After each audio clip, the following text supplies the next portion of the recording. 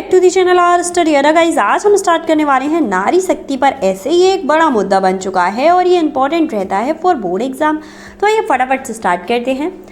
सबसे पहले देनी होती है आपको प्रस्तावना। अब प्रस्तावना में क्या लिखना है? नारी समाज का एक अभिन्न अंग है। नारी के बिना हम समाज की कल्पना भी नहीं कर सकते। नारी के अंदर सहनशीलता, धैर्य, प्रेम, ममता और मधुर वाणी जैसी अनगिनत गुण विद्वान हैं। तो आपने देखा होगा जब भी हम किसी चीज़ को लिखना शुरू करते हैं उसकी तारीफ़ें लिखते हैं, बुरी चीज़ें नहीं लिखते। तो भाई जहाँ अच्छी चीज़ें हैं वहाँ बुरी चीज़ें भी हैं नारी के अंदर।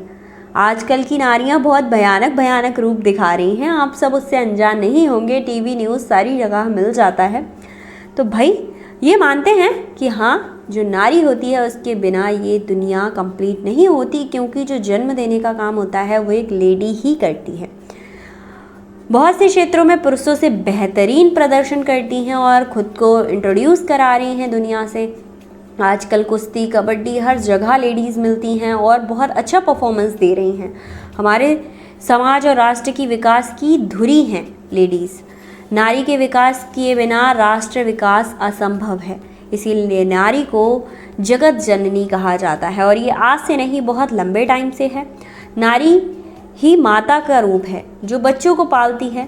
भाई कितनी भी बुरी लेडी हो, जन्म देने का काम लेडी ही करती है। बहुत सारी अच्छी माताएं हैं। 20% लेडीज़ की वजह से हम 80% लेडीज़ को बुरा नहीं बता सकते।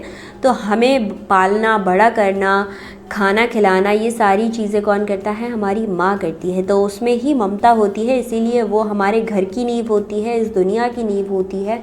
तो ये जो सृष्टि है ना, उसकी धुरी माना गया है एक लेडी को।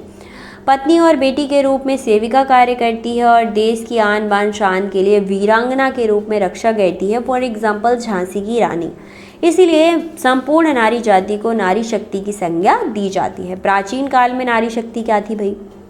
तो प्राचीन समय में नारी स्त्री समाज के विकास और संरक्षण में महत्वपूर्ण योगदान देती थी। हालांकि उस टाइम स्त्री की दशा बहुत अच्छी नहीं थी, बहुत शोचनीय थी।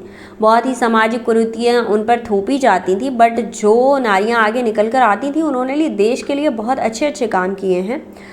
उस समाज में राजा राम मोहन राय, ईश्वर चंद्र विद्यासागर ऐसे महान पुरुष भी थे, महान समाज सुधारक भी थे, जिन्होंने नारियों की स्वाधीनता हेतु बहुत आवाज़ें उठाईं, जिन्होंने स्त्रियों को जगाया और उन्हें बताया कि आप बहुत कुछ कर सकती हैं।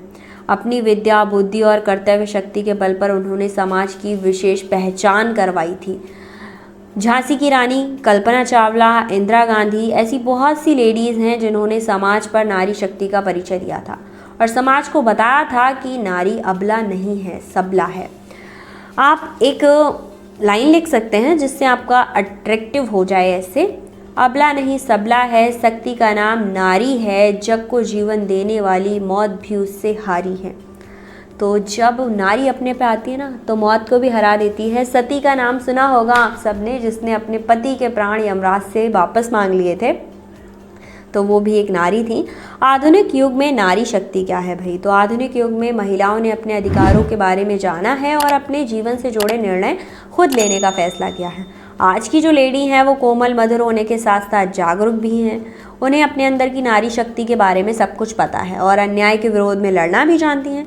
लेकिन फिर भी आज वो पूरी रूप से सेफ नहीं है। आज भी रेप के केसेस आते हैं, आज भी लोग अत्याचार करते हैं औरतों पर, और आज भी औरतें कभी कभी अपनी फैमिली के चुप रह जाती हैं। आज भी पुरुष वर्ग के कुछ लोग नारी को कमज़ोर और निसहाय समझते हैं और वो नारी को मानसिक और शारीरिक रूप से परेशान करते हैं, नारी का पल पल अपमान करते हैं। लेकिन ऐसे लोगों को कदापि नहीं भूलना चाहिए कि नारी शक्ति, सहनशीलता जब ख़त्म होती है ना तो नारी शक्ति चंडी का रूप ले लेती है और फिर जो होता है ना वो आप सब जानते होंगे। उसके अस्तित्व को मिटाने से कोई नहीं रोक सकता जिसने उसके साथ बुरा किया है। तो नारी शक्ति के बारे में इतना तो समझ गए होंगे।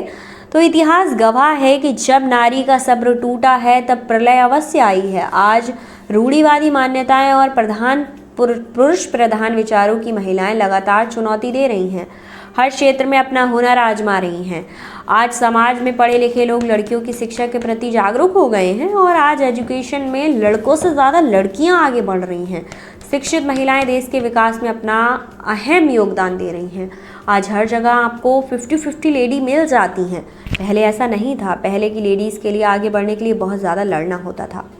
अब उपसंहार में आप लिखते हैं कि भाई क्या निकला ये सब कुछ मिलाकर।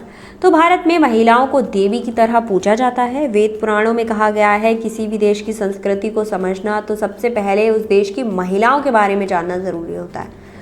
दुर्गा की पूजा की जाती है। आदिवासी लोग भी महिलाओं की पूजा करते हैं। आपके घर में भी जब कोई नई बहू आती है उसको लक्ष्मी माना जाता है। आज के युग में नारी शक्ति का अहम विषय बन चुका है। जिस देश की महिला का विकास नहीं हुआ है वो देश आगे विकसित नहीं हो पा रहा है, नहीं विकास कर पा रहा है। देश और समाज की उन्नति का एक ही रास्ता है कि महिलाओं और बेटियों को जागरूक करना पड़ेगा आपको, फिर ही आपका देश फटाफट से तेज़ी से बढ़ सकता है। नारी शक्ति को सशक्त बनाकर देश का विकास किया जा सकता है और नारी का बहुत बड़ा योगदान होता है देश के विकास में। तो लास्ट में आप एक लाइन लिख सकते हैं, मुस्कुरा के दर्द भुला के रिश्तों में बांध के दुनिया सारी, हाथ पंथ को रोशन करने वाली वो शक्ति एक है नारी। तो अगर ये 2 लाइनें आप याद कर लेते हैं तो आपका ऐसे अट्रैक्टिव बन जाएगा, मार्क्स फुल मिल जाएंगे। बट बच्चे ऐसा करते नहीं हैं, छोड़ देते हैं।